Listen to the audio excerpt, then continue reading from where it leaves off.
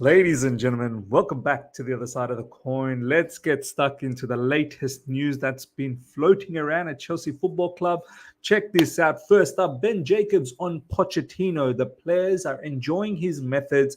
Mudryk is settling better. Focus on one-on-one time and the squad integration. Caicedo is utilizing the open door policy, and Cole Palmer is being encouraged to lead on and off the field.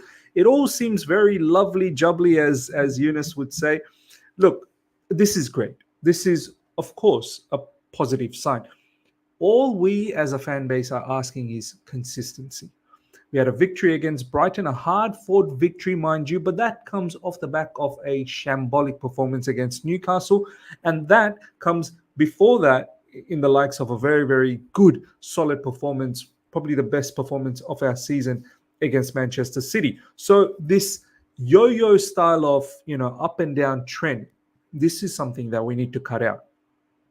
If we want to get out of this rut that we find ourselves in 10th, 11th, 12th on a regular basis and really crack into the top half and start progressing towards 4th, 5th, and 6th, and so on and so forth, right? Then we need to put a consistent level of performance. We've got Man United coming up. I'm going to do a live stream tomorrow. Do check that out earlier on, probably about 9:30 a.m. UK time. Manchester United at the moment, they look like they're in a lot of chaos, right? There's news floating left, right, and center that Ten Hag is losing the dressing room. The senior players are not, too fond or too keen on his style of man management. I'm not falling for it. I'm not following. It may be the case, but for some reason, Man United, Eric Ten Hag, and these players, they always seem to find a way to get a victory. I'm not falling for it. All I'm saying is good victory against Brighton, actually a solid victory against Brighton. I don't want to downplay it. With a man down, we fought valiantly in that second half, but we now need to go to Old Trafford, where I understand we've not won there for a long time. I think almost 10 years now. Last time there was Juan Mata with the winning goal. All I'm saying is we need to seize the opportunity. We have to. We can't have another yo-yo style of trend that we are going to be, setting up for the rest of this December. Go out there, hurt Man United when they're down.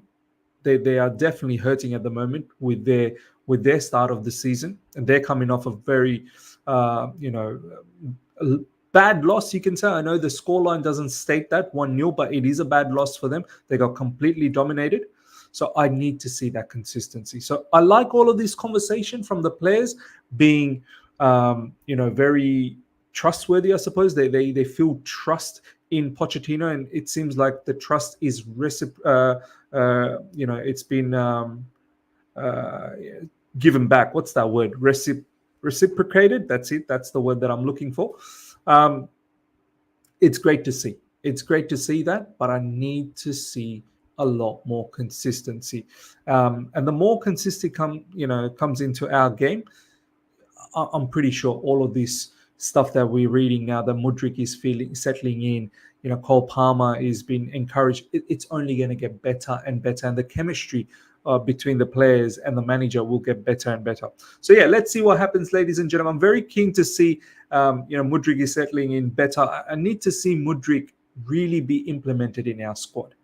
I really do, because this is a particular player we are all banking on to be an absolute superstar. So that's something I'm really, really keen to see how Mauricio Pochettino eventually enough integrates Mudryk to the position where he's a regular starter. At the moment, he's another one where life at Chelsea Football Club has been very, very inconsistent for him.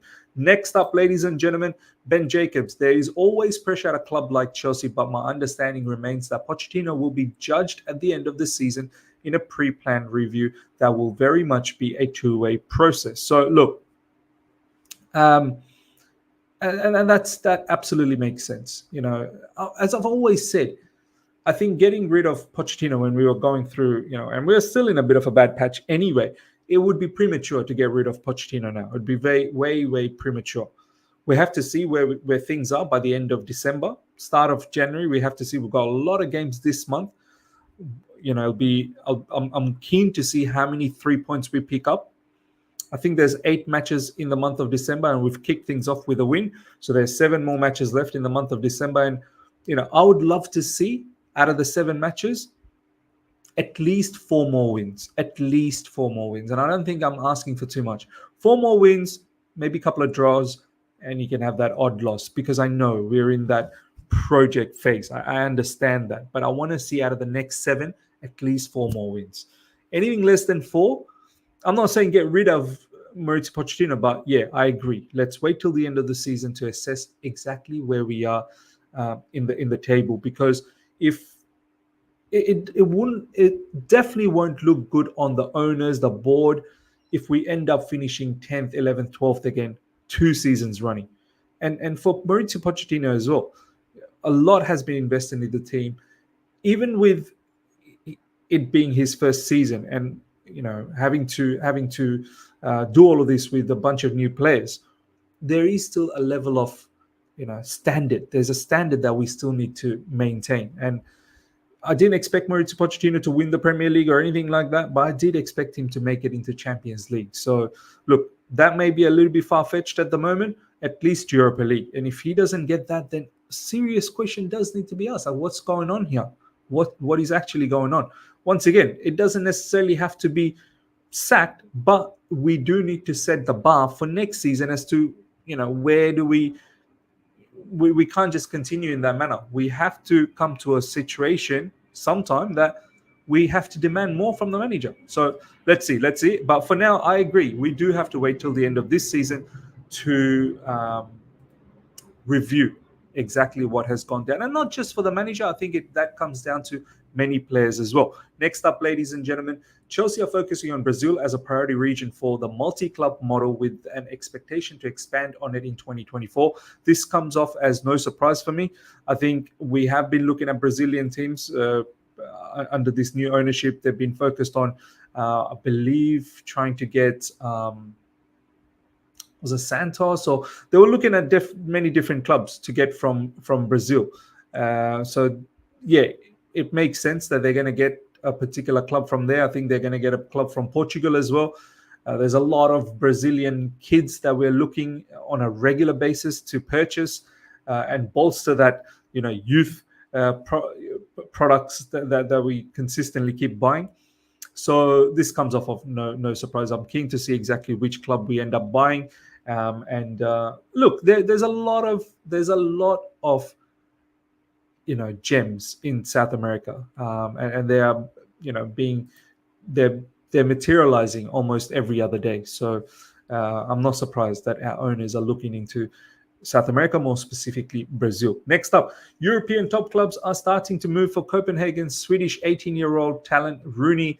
Bardghji, I don't know how to pronounce this last name. Bardghji, I think that's how he's pronounced his name. He's under contract until December 2025. Short deal, making it an opportunity by Leverkusen, Juventus, Barcelona, and Chelsea scouts have been tracking him. So it's true, we're looking at him. He's another young player. I think he's 18, but I've seen bits and pieces of him for Copenhagen, especially against Man United.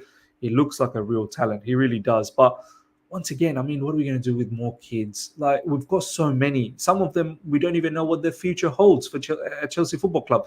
Now we want to put in more players. So, look, all I'm going to say is, what is the plan? What is the plan with all of this stuff? Not just, it can't just be flipping them for profit, but you have to have a solid, in order to get profit out of them, you need to develop them. And to develop them, you need to give time and lots of game time. And I don't know if we can afford to give all of these young players a plethora of game time.